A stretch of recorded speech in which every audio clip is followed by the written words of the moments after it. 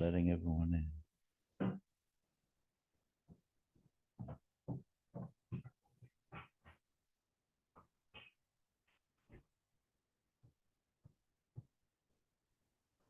Hi, Angie. This call may be recorded for note-taking and coaching purposes. I can't quite hear you, Angie.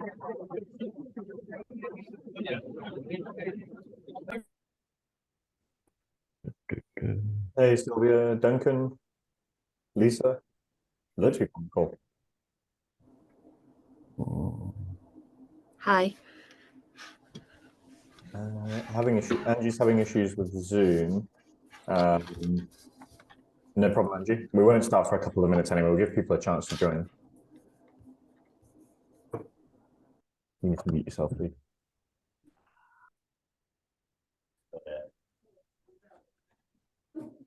Do you make me an admin as well, please? Hi. How do I stop coming up?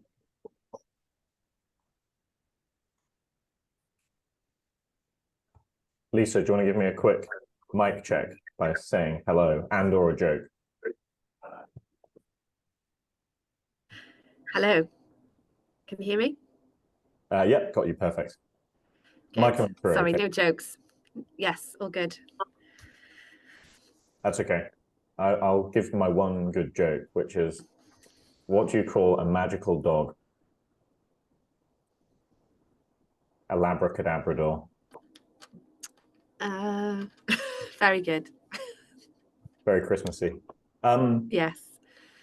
Perfect. So I'll just I'm going to start to run through the introductions. We don't have tons and tons of time today. So we don't have tons of time today. So a few things. I'm going to do some introductions. I'm going to go through the format, and then we're going to go around the room. Everyone can introduce themselves, and then we'll start off with our topics. So to introduce myself first, I'm Tom, Head of Product at Montago. We're building what we think is going to be the best financial wellbeing tool in the market, and we're really excited to get your feedback on that today. Duncan, I'm getting a little bit of feedback from you, so I'm just going to mute you, but you can unmute yourself when you are ready to talk. So the format for today is that this is a roundtable, so everyone should get involved. I'll be passing to two specific people and throughout the call, but really, like, if you want to get involved, please do put your hand up. Now, putting your hand up, there's a raise hand button at the bottom. People could just test that for me by pressing it quickly, and then you can unpress it again. Perfect. It's really useful for me if people use that raise hand feature, because then I can say, oh, brilliant, Isabella, wouldn't you like to talk on this? That's really, really useful to me. Second thing going through this is it's really useful if people are camera on. I understand not everyone might want to be camera on a grim Thursday afternoon, but it's really useful to me because it means I can kind of read the room and direct towards people. So if people do want to go camera on, that is really useful. Throughout the call as well, please do get involved. So ask questions, give your thoughts. That's why we're here today. Last roundtable, we had some really, really good questions. Angie, we can't hear you at the moment, I'm afraid, but you've still got a little bit of time if you can hear me. Still have some time. So yeah, please do get involved. Please do use the raise hand feature.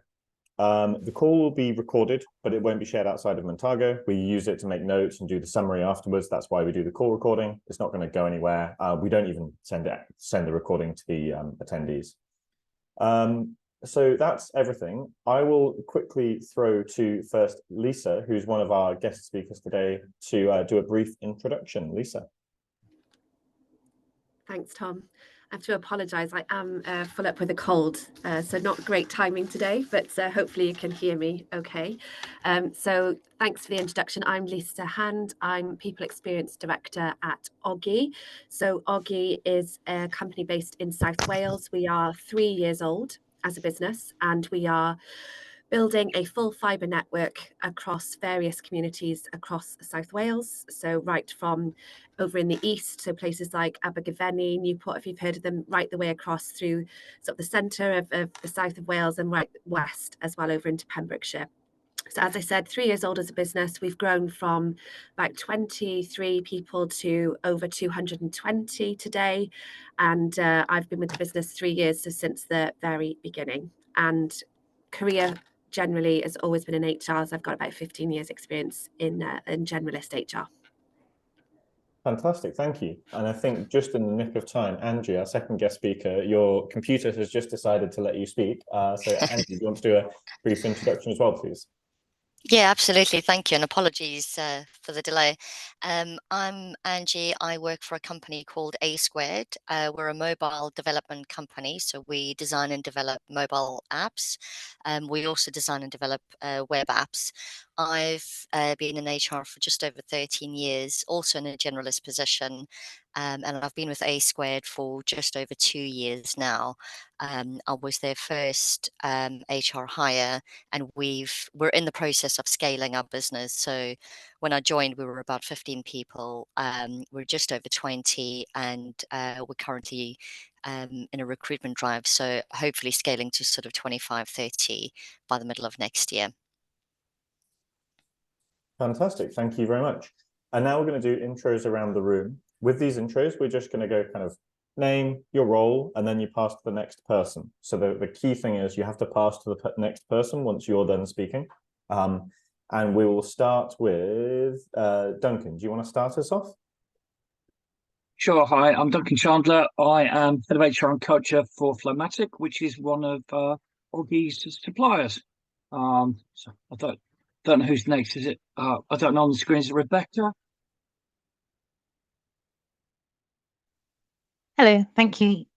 Yes, I'm Rebecca Newton, Human Resources Business Partner with Land Registry, which is part of the civil service. And I'll just choose a random person, Kayla or Kyla Taylor. Hello, I'm Kayla. I am HR manager for Earthwatch Europe, which is a charity. And I will pass to Kylie. Hello, I'm Kylie. I'm head of HR and people for Ontix, which is a telecoms company. And I'll pass to Sylvia.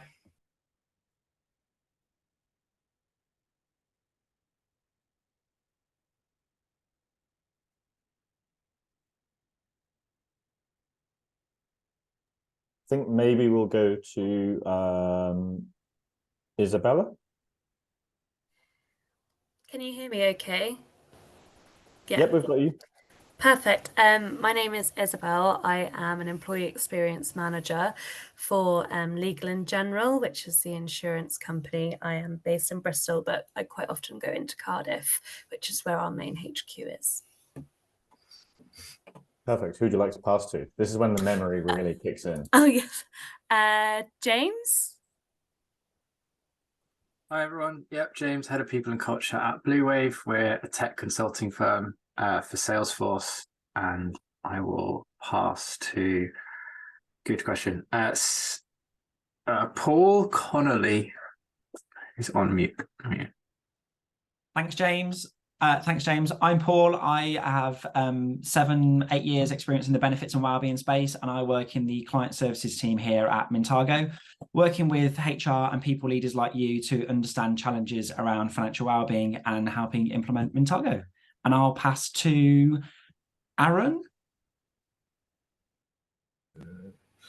Hello, yeah, my name is Aaron. I work for a company called Upfield that are in the food space. My business title is a HR operations specialist, so just dealing with all the administration from onboarding to offboarding and everything in between. I will pass to Cindy Pope.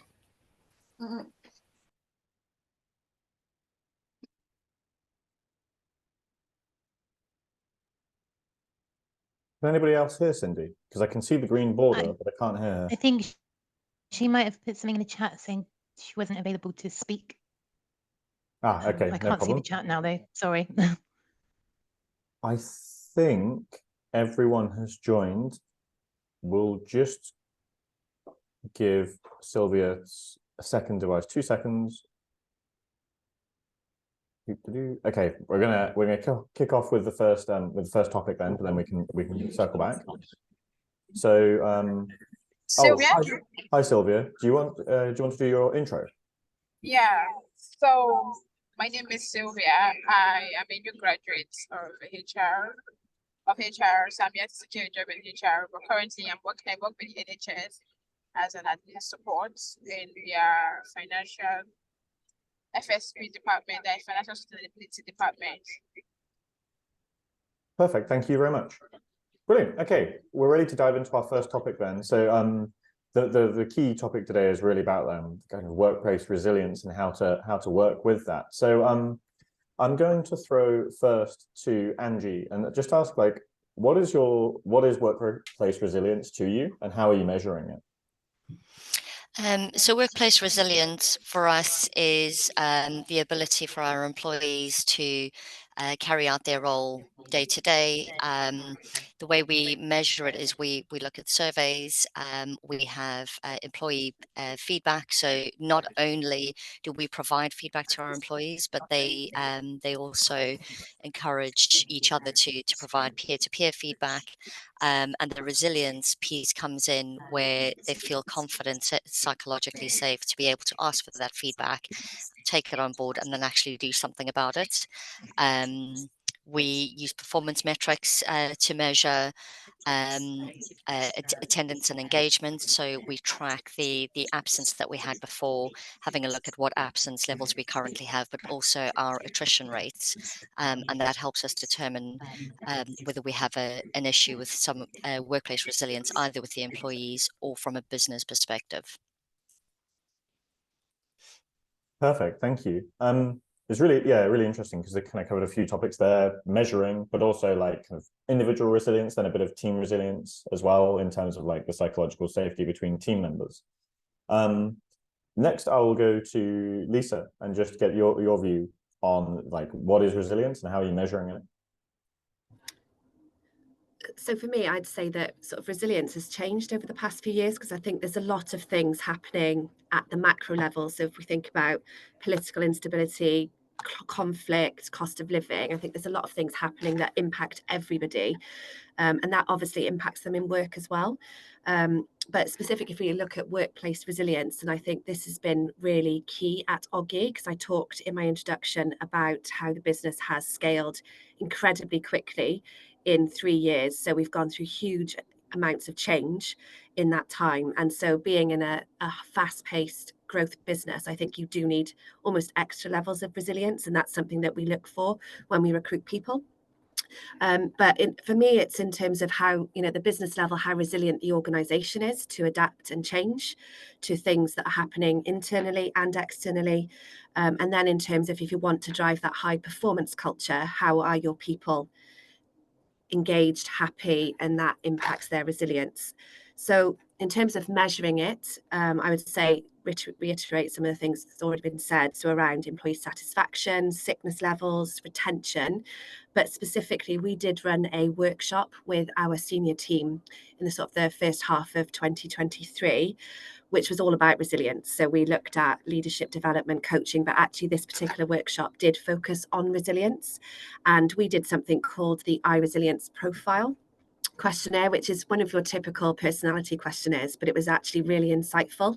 And it sort of talks to you about how you can look at yourself as an individual, how you may adapt to certain situations, and then looking at strategies that can help you improve your resilience. So sort of that, just to talk about the 4 key areas of that are around confidence, support, purpose, and adaptability.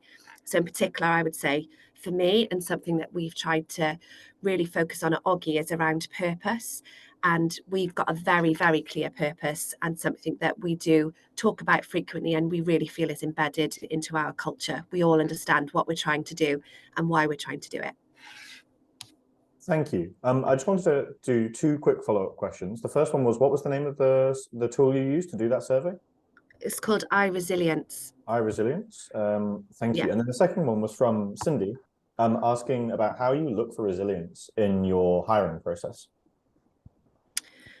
So we adopt sort of a values-driven approach to everything. All our people practices, so everything is based on those values. So I think it is recruiting in line with those and looking for those behaviours. I'm such a huge advocate that you can train skills. You can gain knowledge, but you cannot teach the right attitude, the right set of values, beliefs, and how people approach their work and their colleagues. So we just really adopt that values-driven approach in recruitment. Can you give an Hopefully that example answers the question. of assessing, just one tiny example of how you might assess a values? Values. So I think it's about constructing your interview questions, so competency-based questions that are aligned to some of the behaviours and the values. So when we defined our values, we actually came up with a set of descriptors around what does trust is everything mean to us and what does it not. So we actually spent a lot of time at the outset defining that. So it's not just about what does it look like, but what does it not look like as well. And I think also just, talking to people and being completely honest and transparent about what the environment is like. It has been very challenging. It's very exciting and lots of positives that you get from working in a high growth business. And for me, it really suits me, but I think recognizing that it's not for everybody. So being honest and transparent about what the environment is like so that people understand what they're getting into, I think is crucial. And again, transparency, whilst it's not actually defined necessarily and called out explicitly in our values, it does underpin everything that we do. Yeah, I love that. The positive and negative examples are so useful. Being able to say, like, this is what it doesn't look like, as well as this is what it does look like. Really, really useful. Because sometimes high performance can not be aligned with your values, right? Like that's one of the challenges in this space. James, gonna go to you because you've got your hand up. Thank you for using that. Yeah, I guess for Cindy, is a specific question that we use is essentially, you were recognized by your manager for doing excellent work, but you know that actually that work was undertaken by either the team or was actually delivered by someone else. What would you do? And that, to your point, Tom, is obviously saying, well, someone got recognized, but it wasn't actually me, to their values. Do you take that, or do you actually pass that recognition on and make sure that the person is justified for that transparency and trust and all those kind of word statements that Lisa said? Is how do we test that? Because it's obviously very easy for someone to say, I'm an honest and transparent and trustworthy person. How do we test it? Yeah, again, another one I've asked in the past, the things like around honesty and transparency, like, can you tell me about the biggest mistake you made in your previous work or your previous job and stuff like that, and see if it's a bigger mistake or a little mistake? Because usually if people say, oh, I once left my sandwich in the fridge for too long, they probably made a bigger mistake. They're just not willing to really bring that forwards. Kylie, I'll go to you now, please. Hello, I just wanted to pick up on something Angie said that I implement, but we do in my company, is I do emotional intelligence coaching and training with my team. One obviously part of that is to build and encourage that resilience for times when you need to adapt and cope and bring out those positive reactions to stressful and changing environments. So when I need backup with that, I go to Learning Cog, and they're great facilitators for emotional intelligence training. That's brilliant. Thank you. Yeah, I've again in the past experienced similar stuff where we had resilience and emotional intelligence coaching, particularly in COVID. Actually, it was a really real big help during COVID, making sure there was more going on in your life than just work, because a lot of people ended up just working like 16 hours a day because there was nothing else to do. But actually, it was quite a bad situation for resilience. Somebody else got anything they'd like to ask before we move on to, which actually we're segueing into already, which is, what strategies have you put in place to increase it? So we've kind of covered coaching a little bit, but I'm really interested in any other examples people have of things they're doing to increase resilience, or things they might like to do to increase resilience. It doesn't have to be things that you're already working on. I'm happy to answer what we currently do and what we're trying to implement. We also understand that resilience isn't it's not something that everybody has. So, we'll always find that some of our employees may be less resilient if we're recruiting younger people into the workforce, or if, this is their first job. So what we've started doing is we've implemented an employee assistance program, and we encourage our teams to actually be open and honest about how they're feeling. Work burnout, stress at home, all of those situations can impact their resilience at work. And what we've started adopting is a mood check-in. And then once a week, we have a company stand up. Everybody has their mood check-in. Initially, it was sort of, I'm an 8 out of 10, but not everybody's an 8 out of 10 every single week. And we're now finding that we've got employees who kind of say, actually, I'm a 3. I'm just tired. I'm feeling exhausted. It's work related, it's home related, whatever it is. And then we have a conversation about it. But we're encouraging our teams to actually be open with us, and that way we can help them and support them within their own resilience. I think I'm a fairly resilient person, but I've even experienced situations where I can't see the woods for the trees, and then having that support, being able to work more flexibly, or having encouragement from our team, that helps us build workplace resilience as well, and that all comes from trust, psychological safety, and actually being allowed to say, "Hey, I'm feeling awful today." In our Slack channel, we'll put in a low battery. And if we see the low battery, that's a trigger for me to reach out to the person. But also, then we know if we've got a really tough project, this person's struggling, they're going to need a little bit more help. How do we go about doing that? So that's just one of the initiatives that we've started rolling out. Yeah, thank you for that. There's tons in there. Again, our last roundtable as well, I think there's a couple of people crossing over, but a lot of it comes down to that relationship between the employee and their manager, and having that relationship and that trust in place to actually be able to have that conversation with their manager and say, hey, you know what, things aren't going so great at the moment. I'm going to go to Isabel. You've got your hand up. Yeah, so I thought this was quite a timely thing to discuss, because we've recently launched our new resilience campaign within L&G, which basically focuses on our 4 key pillars that we focus on in wellbeing, but also the enablers to how that impacts your wellbeing, which is what resilience is. And we've kind of recognized that resilience shows up in lots of different ways, and it isn't just one sole attribute. There's many things that people might be resilient in, but then other things they may not be. So for instance, we highlighted our 5 pillars as energy, inner drive, future focus, flexible thinking, and strong relationships.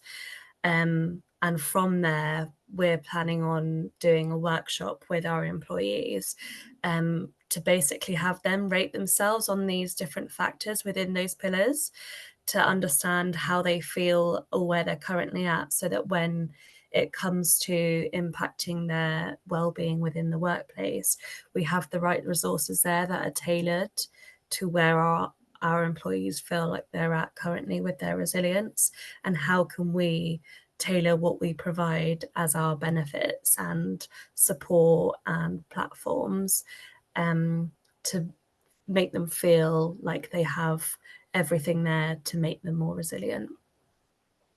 Yeah, just a follow-up question there, if that's okay. Just around, Yeah. You're talking about, like, you kind of measure how they're feeling against their well-being, their generalized well-being, and then you're serving the right resources at the right time. How are you doing that mechanically? Like, what's a quick takeaway someone can do to, like, hit somebody with the right message at the right time, the right support at the right time?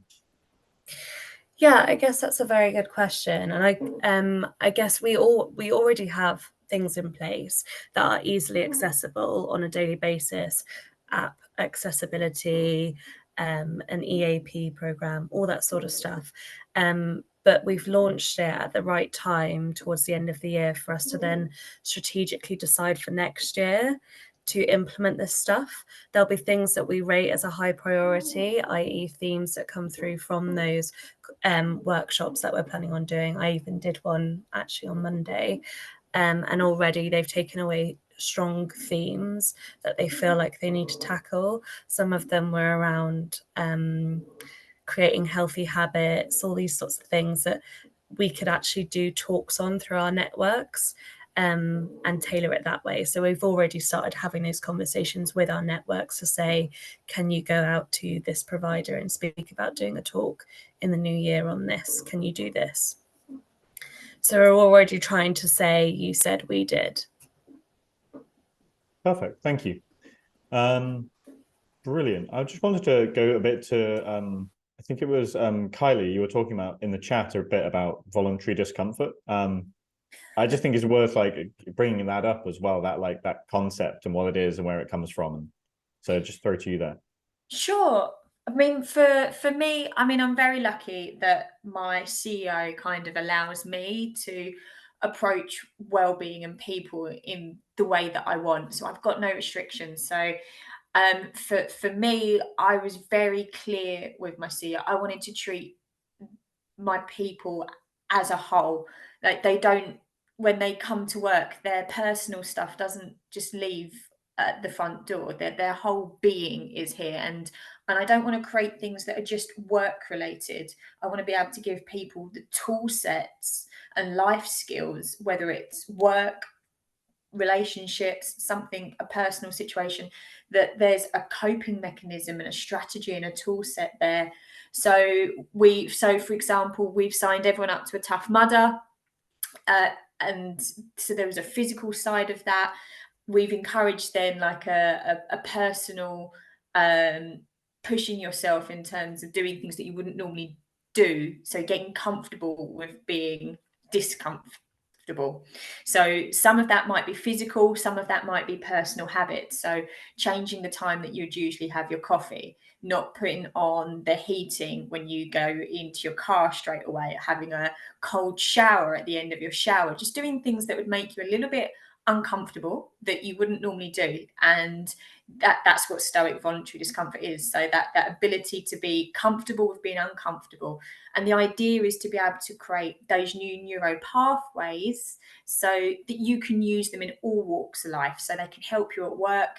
Because our personal circumstances, if we don't have those tools to be able to help ourselves outside of work too, that's going to bring something into work as well. So for me, it was about treating the person as a whole. So we get up to weird and wonderful stuff, and then we encourage it in our group chats, you know, to share that experience, send photos. We're a small team, there's only 15 of us, so I'm able to do that. And I'm very lucky that they're all on board with that kind of mentality and mindset and getting stuck in, encouraging the others. And we've got little buddy systems. So if someone's up to something physical, for example, training for the Tough Mudder, and it's a bit out of their comfort zone, they encourage each other to, you know, to push themselves and like share those stories. So and as a whole, I think it's working. She said, I know it's working. I can definitely see the differences, and the feedback's been great because I've got people doing things they would never normally do. And it's nothing to do with work, some of this. Like they're weird and wonderful things. You know, some of the guys would just go sleep in the garden in a tent for the night instead of sleeping in their bed. And it's the facts as well that it's not work related, and that we're building those tool sets for just all walks of life. Thank you. Yeah, it's fascinating. It is a really, really interesting approach. Rebecca, you've got your hand, so I'd love to throw to you. Thank you. I guess it's probably a question for Kylie and Angie. So some of the examples you've given, they sound amazing, by the way. But I do wonder how we can make sure that increasing resilience is inclusive to everybody. So I'm thinking specifically maybe those who are neurodivergent, so feel less comfortable with change or adjusting routines. So have you got any strategies in place to make sure that increasing resilience is inclusive to everybody? Yeah, I mean, for me, I do in-house coaching with my team, so I get to know them, and everything that makes them them, and they're unique, and obviously sometimes that's what comes under that umbrella. So you find what makes that person tick, what obviously is not to the point of being so discomfortable that it's going to cause any upset or an imbalance in their life. But you can find people's own little quirks. So as I say, it might be just something simple like changing the time that you normally go for your cup of tea. I mean, as long as obviously you're not diabetic and something, you know, but so it's just finding that little something for that person. So it's spending time with that person, getting to know them and what would work for them. And obviously it's not something I impose. We have a conversation about what would you like to do? What would this mean for you? What would this look like for you? And they come up with their own ideas and their plan, and I'm just there to guide and encourage. So it's all individual. Not everyone does the same thing. Some people do because they see someone else do it and they want to join in, but I make it tailored to everyone so that I'm not imposing something on someone that someone else wouldn't do. It's their own suggestion, and obviously we discuss anything in terms of anything that could have any health. If it's food or drink related, I make sure that there's no, for example, diabetes in their background, and so something could go right. So I don't want anything like that on my conscience. So we make it bespoke to them.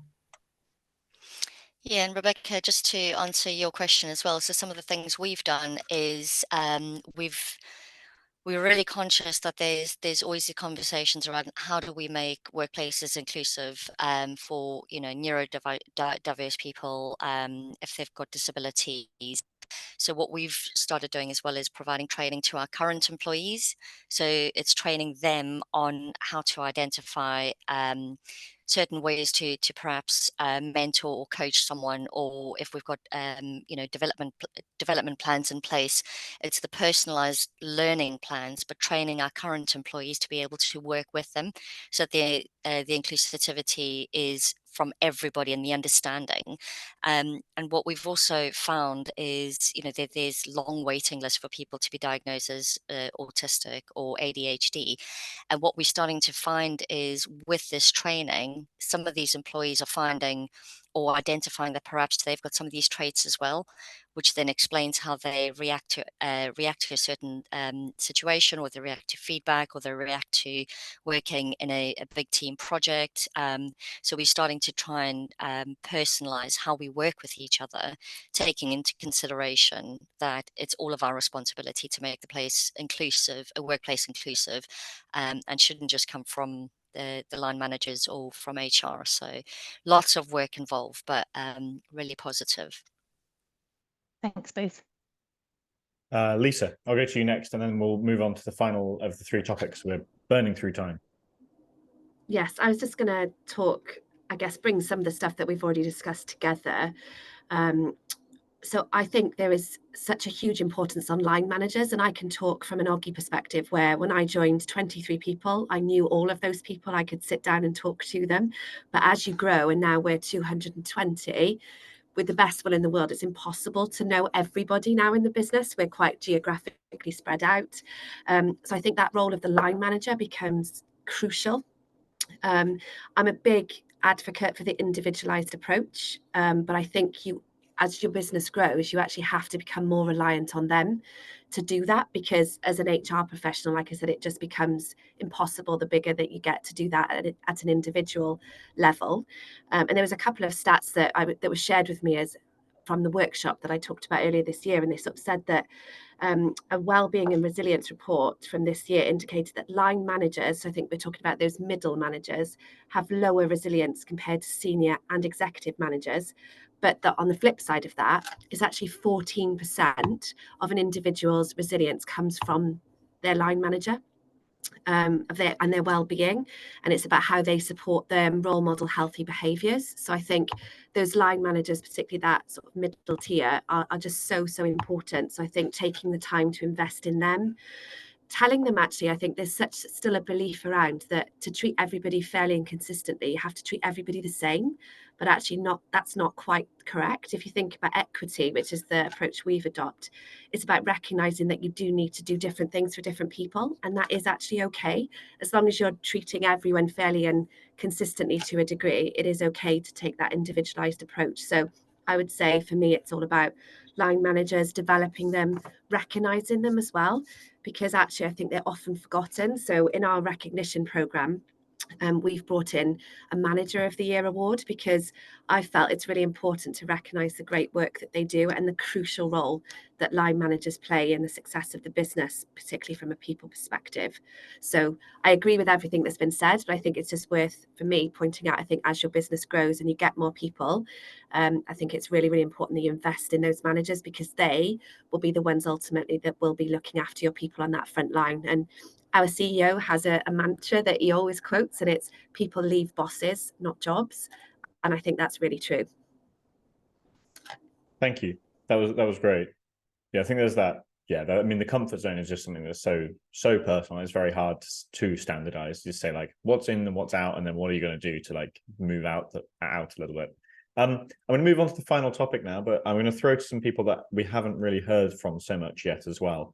So the final topic is, what's the business case for increasing employee resiliency? How does the business benefit from it? So I'm going to throw to, I think, Aaron, if that's all right, and then we'll move on through there as well. Sure. So in terms of like business resilience, for our employees, I guess we're fairly new in that respect. We recently had like a Peakon survey which focused quite heavily in terms of like well-being, but in terms of actually providing, I guess, like support in terms of, or like training for resilience, we haven't really done that. So it was quite interesting to kind of hear what other people have done in their businesses. So it might be something that we might introduce in the future, to be fair. Brilliant, thank you. And then Sam, I don't think we've heard from you yet either, so welcome. And yeah, love to know your thing of like business case for increasing employee resiliency. Hi, everyone. Yes, sorry, I'm actually I'm an example of the subject today. I've had a really tough week, and I actually had the week end today with an accident in the car. So I'm not on screen because I'm not in great shape, I have to say. So my apologies for being a bit unresilient today, I think is the word I'm looking for. Yeah, it's really interesting listening to everybody, given how I'm feeling today, not being at my best, and actually usually being pretty resilient on lots of different levels. So my thoughts on it are a lot of what's already been said, which is treat people as individuals, try and individualize things. That's always been my approach. 2 ears, 1 mouth for a reason. Do lots of listening, not so much talking. Don't make assumptions about the fact that you have answers, and just really remind people that there is some infrastructure, whether it's mental health training, support, or mental health infrastructures or physical health infrastructures, as well as things like EAPs. So yeah, that would really be my kind of summary, but it's really useful to sit and listen to this today. So thank you to everybody for their contributions and thoughts. It's helping me get through today. I'm so sorry about that, Sam, but thank you for dialing in, and I'm really glad that this is creating a positive place after an incredibly stressful morning. Yeah, thank you very much, everyone. I really appreciate it. I'm going to go to, I think, Cindy now, if that's all right. And just again, like, what's the employee resiliency business case for you? Or was Cindy off mic? I can't quite remember. In which case, I will go to... Oh, yes, sorry, yeah. Sorry, Cindy. I'm going to go to James then. No, you've caught me off guard. The point, I think that... I'll say just about the business cases. Yeah. Just from the business case, I think that Kylie's also mentioned it about the whole self. And then just flipping it round is, I know someone said about people leave managers, not businesses. I suppose the thing is, we're a consultancy. So a lot of our employees' time is not spent necessarily with other employees. A lot of their time is spent with clients. So we're very conscious that actually one of the big reasons that someone may choose to leave is because of the company that they're consulting with, that they've been, to want to a better word, farmed out to. So in terms of that resilience, they might be a very resilient individual, but there comes a point where the amount of recharge, to sort of use the battery reference, is just not going to help someone, and they're just going to gradually be drained away to a point where the only thing left that they feel in their control is to leave their employer or leave the business. And so that's the biggest piece for us, is having that conversation regularly with those check-ins about how are you experiencing and how you're getting along with that particular client. And we do have instances, and we practice it, where we note that someone's saying, look, that's a particularly tough client, or I'm not having a great time with that client, and I love working where I work and the colleagues, but my resilience is being worn out. And so being conscious that, yes, managers have a big part, but sometimes it can be business too. And just being able to rotate people can be really a benefit, particularly if you have secondments in your business, because you can leverage their knowledge and experiences. And also, if you can convert them to becoming potentially ambassadors of resilience and being the, was it like the vulnerable leader, to say you're not just like, resilience is a thing that we all experience, or the lack of resilience, but that's not a bad thing. So when someone says, I'm a resilient person, but I've had a bad day, that doesn't mean you're suddenly no longer a resilient person. It just means that you're having a bad day. Yeah, I love that. I've never heard the term vulnerable leader before, but I'm going to immediately adopt it and claim it for my own. I think there was a really interesting point in there as well around like team resilience and team effectiveness, because I've seen this in my line of work quite a lot, where you get a team that might be okay but relatively fragile, and then something bad happens and the whole team sort of folds in on itself, because there isn't that interpersonal resilience between the members of the team to actually get through a really hard time. Now, that could be a client, or that could just be an external factor as well. And those high resilience teams tend to like actually pull together, get closer, and really plow through difficult stuff. And that's a like a really strong business case that I've seen before, where you see those teams really outperforming the rest of the teams in the business. Lisa, you got your hand up. I'll throw it to you.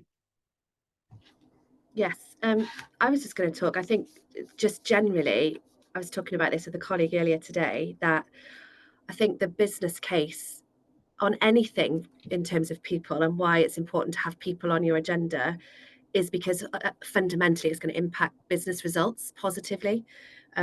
People are the most valuable asset, and I can only talk from being in HR for 15 years.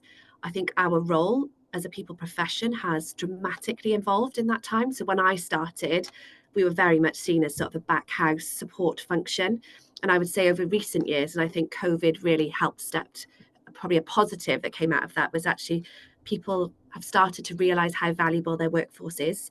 There is huge competition for talent out there. And I heard a really scary stat earlier this week on another sort of roundtable that the future of our labour market is just going to is actually going to go into decline.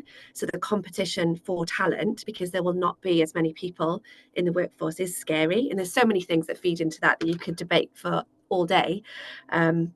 But if you think about that labour market becomes increasingly more and more competitive for talent, how are you going to ensure that you can recruit and, more importantly, retain your people? So I think resilience is a part of this, but it actually is just about, why do you need to invest in your people agenda? And that needs to evolve. And we're all seeing, there's how many 4 or 5 generations in the workforce for the first ever time, and thinking about what's going to be important to those generations, it does change. So keeping your people strategy, evolving it, recognizing what people want. And I think that resilience piece is a part of that. But for me, it's just that coming back to the business performance, business KPIs, and how you can talk to your audience about that. Because fundamentally, whether it's satisfaction, whether it's turnover, sickness, all of them will positively impact the bottom line. And that's what it comes down to. Brilliant. Yeah, James, I'll go to you. Thank you, Lisa. I mean,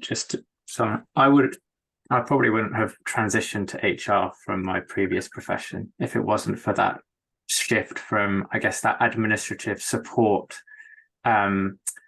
lens that HR has historically had into more of that strategic and genuine business driver.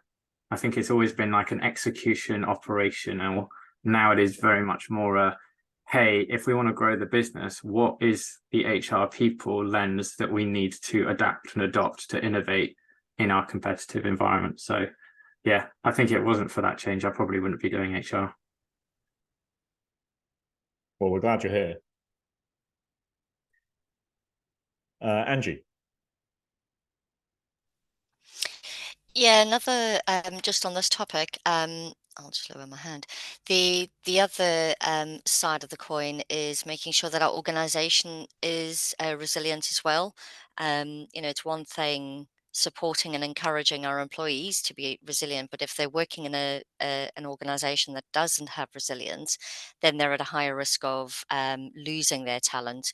They'll struggle to attract talent. They'll be at risk of financial instability. Financial instability then creates concern and stress and worry for the employee, which then impacts their resilience. So whilst it's a great topic, and I think it's an important one, we also need to be supporting our businesses and organizations on how to become resilient as well in order to be able to navigate change. You know, a lot of organizations had to show their resilience or automatically had resilience during the COVID pandemic, and that's something that would, you know, it's something that hopefully we'll never see in our lifetime again. But organizational resilience during that that period would have attracted talent from a wide range of industries. Yeah, it's a really, you kind of just stole my summary. So thank you, Angie, for that. You're welcome. But yeah, so I'm going to start to wrap up now because we're nearly out of time. But yeah, thank you everybody for your contributions, firstly. And then yeah, I just wanted to do a really brief summary of like the first topic of like, what is it and what is resilience and how do you measure it? I think there's those three key areas. There's the individual resilience, there's the team, and then there's the organizational resilience. And Angie, as you said, like organizational resilience is something that has naturally been tested in the past few years. And it also showed that some organizations weren't as resilient as they might have been if they'd had programs in place. And then the second topic, just the strategies you can put in place. Heard all sorts of interesting things from Moodly, like midweek mood check-ins to doing a Tough Mudder, and everything in between. So I think there's a pretty good range of different things you can do and how you could apply that. One key topic that came out there for me though was that idea that it's about finding the right thing for the person to increase their resilience. It's like you can't increase everyone's resilience by doing one specific thing. For some people, it might just be a talking exercise. For other people, it might be 0 words, Tough Mudder, and everything in between, and how you actually tailor that sort of work. And then finally, that business case around, yeah, just making sure the business and the people and the teams are ready. The world's reliably becoming less predictable, I think, is the key theme around resiliency. Like you can't know, it doesn't matter how well you plan, you can't know what the next day will hold at the moment. So and also I think like over time things get less predictable broadly historically. So it's definitely about having an organization that's ready for things you can't plan for. Plans won't fix everything. People will fix things if they're ready. So a couple of things before we close. I'm going to ask everybody to just quickly grab their LinkedIn links and just pop them in the Zoom chat if that's okay, so people can add each other and we can build little communities and people can get in touch with each other off the back of this. So make sure we're going to keep the conversation going. We'll follow up as well with some notes in a few days. And now I'm going to pass to Paul, I think, who's going to wrap up this this roundtable and just give us a really brief talk through of Mintago and what the Mintago platform is all about. Thanks, Tom. And thanks everybody for your contributions. Really interesting to hear from you and learn from you, which is something I'm always keen to do, having worked with people like you for the last 7 or 8 years. I think a couple of the things that stood out from me here, which I've scribbled down, is that we're all trying to support our people. And actually, there's lots of things happening around the world at the moment impacting people, like the cost of living crisis. I really like the fact, Lisa, you touched on confidence, attitude and behaviours being part of resilience in people. And actually, when we talk about financial resilience, how everyone's different. So financial well-being as a benefit is inclusive by design because everyone has a different want, need, objective and goal. And also Sam, Kylie and James, you touched on treating people as individuals, which I think is really important. Again, when we're talking about financial resilience, you know, some people struggle with their pensions, and some people struggle with debt and credit and different things. So it's about meeting people where they are when we talk about financial resiliency. And there's a really scary stat, actually, which I'll share with you after, but 1/3 of the UK population are not financially literate. And actually, how can we expect people to be financially resilient if they're not educated and they can't access the tools and education and support they actually need? So from our perspective, we offer something that's not just a one-size-fits-all. We offer pension engagement tools. We offer access to financial coaching, financial advice, retail discounts, perks and savings, as well as a host of salary sacrifice benefits. But the idea is that we want to meet people where they are. And that's where we're going as a solution. It's not a one-size-fits-all, you know, webinar on a pension. It's all around meeting people where they are and in their groups of people and what they're trying to achieve in their life and in their career. And actually, from your perspective as HR leaders, you know, and your own resiliency, you've got a big task on your hands. And you don't want a product. You don't just want a product. You want a partner. And that's where we want to help you with your own sort of objective and task when it comes to financial wellbeing and support, and be your partner to understand you and your people and how we can help your people and help you as a business meet them where they are when we talk about financial wellbeing. So there's a lot that we offer and that we can talk about. I'd really love to catch up with you all, you know, at some point in the near future, one-to-one, find out a little bit more about you. But yeah, thank you for your support. Thank you for your contributions. Really, really interesting. I've written and scribbled a lot of notes here, and I'll be sure to find you all on LinkedIn and connect with you to continue the conversation and community, really. So thank you. And hopefully I'll speak to you all at some point in the near future. And also have a good Christmas. It's like 2 weeks away. God, where is it going? Talk about financial resiliency at this time of year, right? Brilliant. Thank you, Paul. So yeah, thank you everyone again for dialing in. Really appreciate it. And yeah, we'll keep the conversation going on email and LinkedIn. I'm sure Rudy will be reaching out to you as well. So thanks, everybody. Thank you. Thanks everyone. Thank you. Bye. Bye. Bye-bye. Thank you. Bye.